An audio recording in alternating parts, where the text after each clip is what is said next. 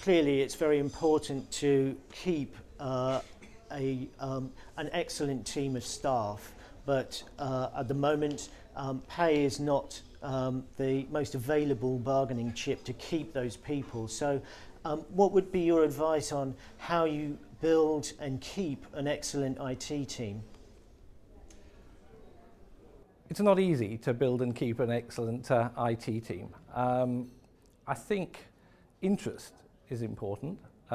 Clearly reward is important, but as you say, we're in very tough times at the moment. I think one of the things we're fortunate at British Airways is that we've got plenty of challenge. So, you know, the IT serves the whole airline. The airline's been in a very tough position, though we're absolutely coming back out of it now with the merger and the joint business with American Airlines. But we've been in a tough place. I think the IT team feel part of that, so they feel very involved in the airline. And to give you an example of that, over 100 of my people volunteered to train, do 4 weeks training for volunteer cabin crew, and during the periods of disruption they've been serving on flights as well. So I think being part of the business is the thing I'd highlight. Financial reward really isn't on the agenda in the public sector. What we have to do is look to reward about skills upskilling. So one of the things that we've invested a lot of time and effort and some resource into in Westminster is adopting the BCS standard around Sophia, and we've actually taken that on board across the whole of the IT profession. So we've got a formal structure of career progression in place and skills and retraining for staff so that they can build up their expertise. Now the risk for me in Westminster means that I'm probably going to end up with greater staff turnover because those people's career prospects will not necessarily be in Westminster. But I trade that off against the fact that I think actually having some staff turnover is quite healthy in an organisation because it continues to bring new ideas, new blood in. And also, at the same time, it reflects in the fact that you have a workforce that's confident in moving outside its current boundaries. So all of those to me are quite healthy things. I think now it's actually increasingly about not being about technology.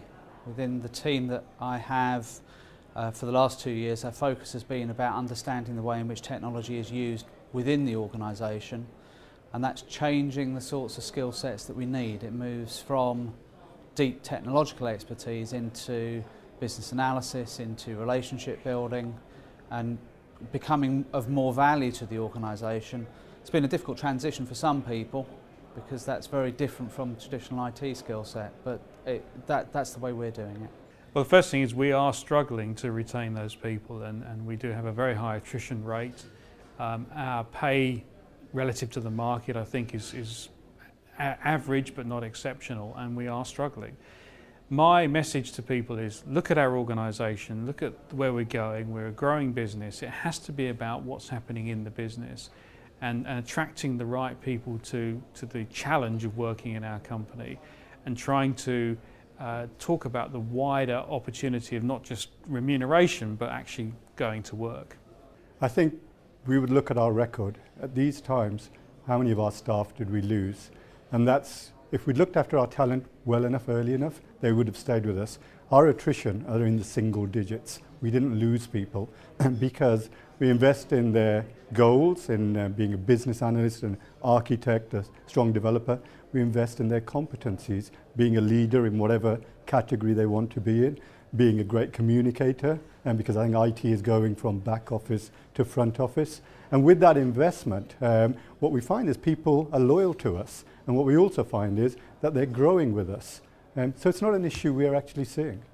I make sure I give a very blended response to incentivisation of the team, making sure that a whole mix of people get rewarded, not just those that are in the front line in front of the customer, making sure that other people get recognition throughout the organisation for those people that are behind the scenes as well. Well, you have to motivate them. You have to create a vision and put a plan behind that vision, and then put them on that road and let them run.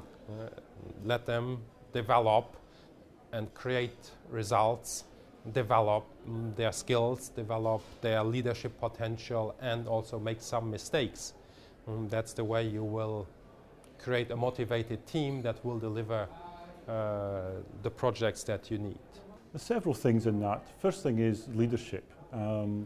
The internal team look to you as a leader and your role and how you relate to the wider business. That is their role as a more junior. Are they valued? Secondly, from their personal point of view, it's about development. If they are getting the experiences and the development that they want, they need, then they're more likely to stay.